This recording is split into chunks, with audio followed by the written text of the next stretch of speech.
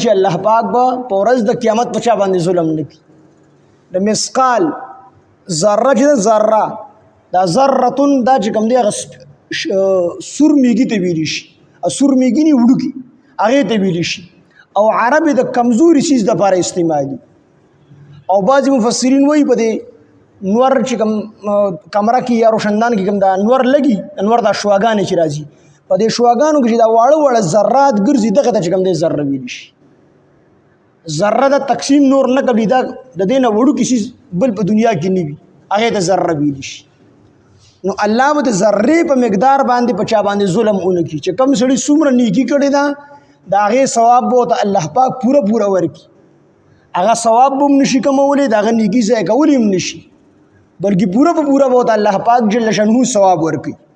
نو ان الله بېشک الله تعالی لا یظلم ظلم به نه کوي مثقال ذره د ذرې په مقدار باندې. ظلم خو څه کوه وان تکو حسنة کو چېرې دا نیکي وان تکو کو چېرې وي دغه ذره حسنة څه نیکي خو دا ذره دا نیکي وي نو یضاعفها نو دوه چنده به کړي دې نیکۍ لره الله. ظلم خو نه کوي او الله پاک جل شانه احسان کوي په خپلو بندګانو باندې. د یوې نیکۍ ثواب کم نه کمه درجه دا ده چې الله رب العزت چې کوم دی یو په لس باندې ثواب ورکړي. یو په لس باندې د یوې نیکۍ ثواب دا د کم نه کمه درجه ده. نور الله پاک جل شانه یو په 200 باندې هم ورکوي، یو په 1000 باندې هم راکوي. بعضې اعمال داسې دي چې الله پاک جل شانه د بعضې روایتونو معلومیږي چې الله پاک د هغې اعمالو یو په 100 باندې بدله ورکوي.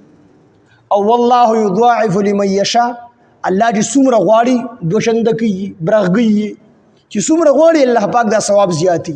د الله سره د زیاتولو څه مقدار الله نه دی مقرر کړی، خو کم نه کم درجه دا ده چې الله د یوې نیکۍ بدله دا یو په لس باندې ورکوي.